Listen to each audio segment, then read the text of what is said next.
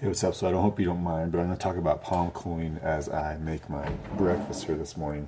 I get a lot of similar questions, and I've been doing palm cooling pretty much with every workout that I'm doing, and I'm having my clients that I train also do it a lot, and I get a lot of similar questions. So how does it work first, right? So as we exercise and work, our body temperature increases, and the muscles that are being activated or used the most are going to increase in their temperature as well.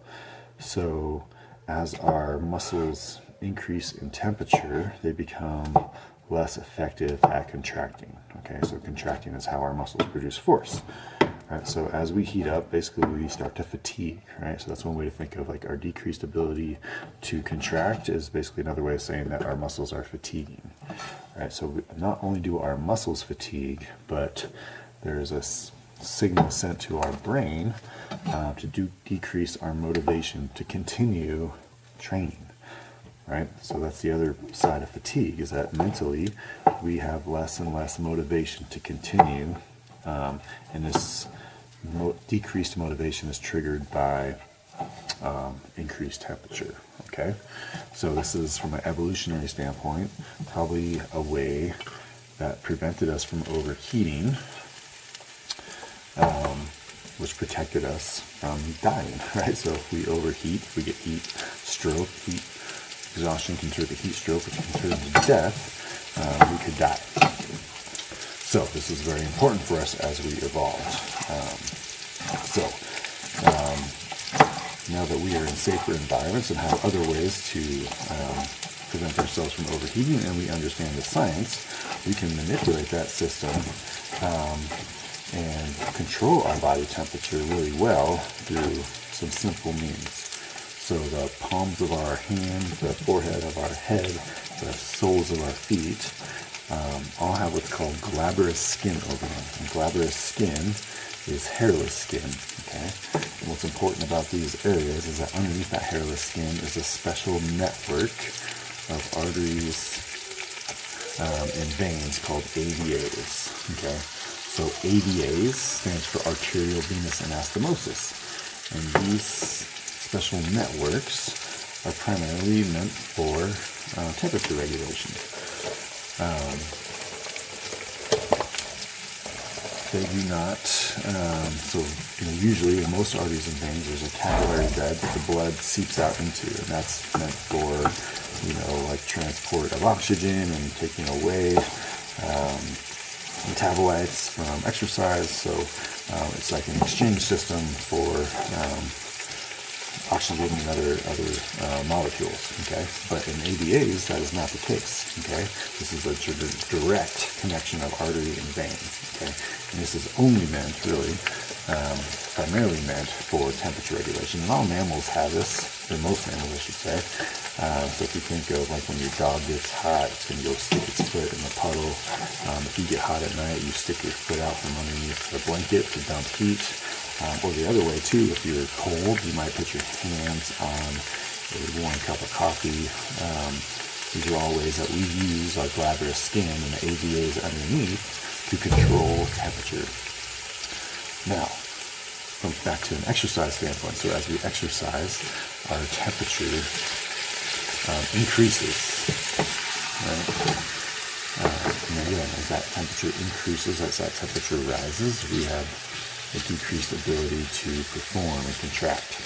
And we can help regulate that through our glabrous skin. So palm cooling has been shown in the literature, and a lot of this is done through research by Dr. Heller at Stanford.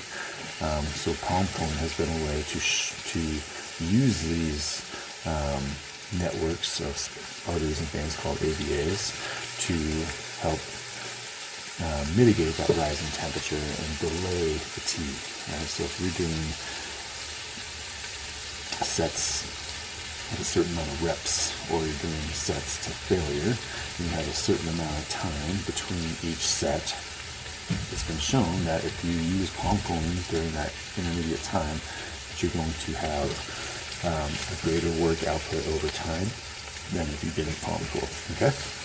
So this has been shown pretty, kind of over and over in the research, and with my own cupping, with my own palm cooling device, I've noticed this as well. From a fitness standpoint, palm cooling can be really beneficial. You can just use it during your normal rest breaks between sets or between intervals, right? So while you're just simply resting, what you would do normally, you can palm cool, okay? And this has been shown, again, over and over to improve performance by inhibiting fatigue and improving or maintaining your motivation to continue to want to train. All right, so it just makes sense. It's super easy. I do it with myself. I do it with my clients. Instead of just like standing there resting, I'm standing there palm cooling and resting. Okay, and I actually like hold my device behind my back, which helps me expand my chest and then have a better recovery posture as well. So there's that benefit. Okay.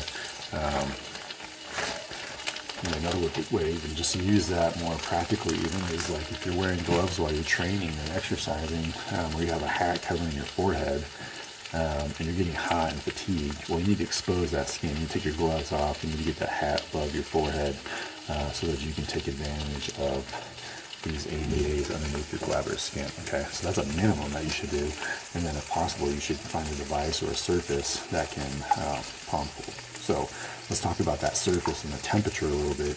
A lot of people want to use ice, right, or something really, really cold because colder is better, right? Well, no, not so much.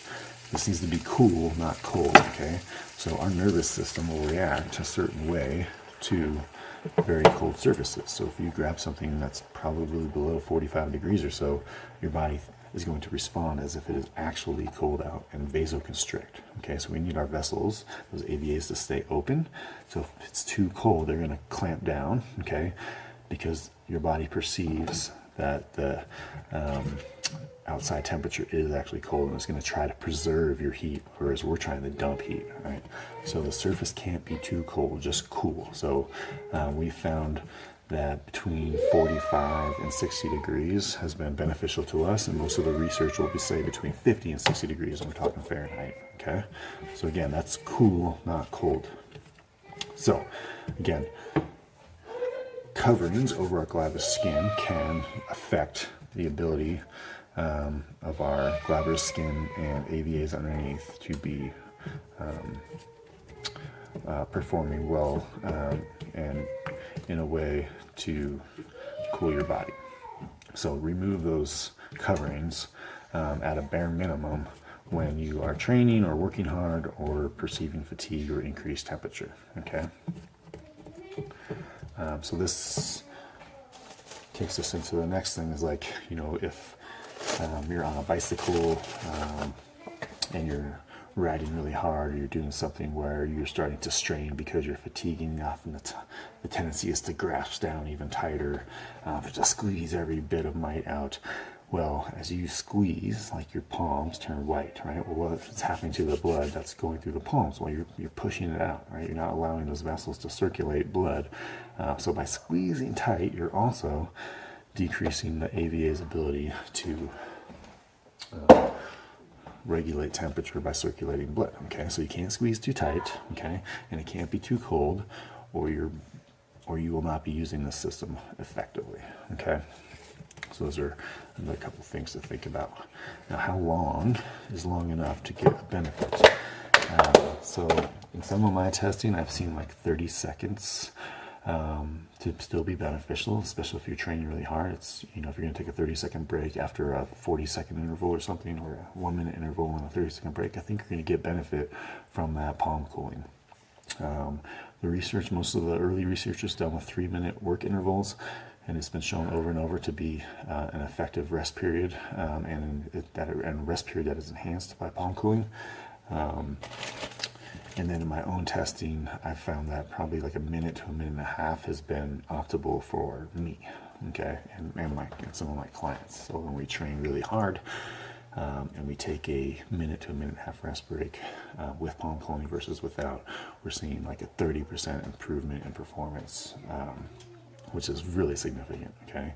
So, I guess the big thing here is like human performance does not need to be, or improving human performance or performance enhancement does not need to be dangerous, and it does not need to be illegal, okay? it is super effective by just using what we have. Glabrous skin, AVAs underneath, exposing it to cool temperatures, via just taking coverings off or actually placing that skin on cool surfaces. So I hope that helps. I'll talk more about some other ways to use it in future posts.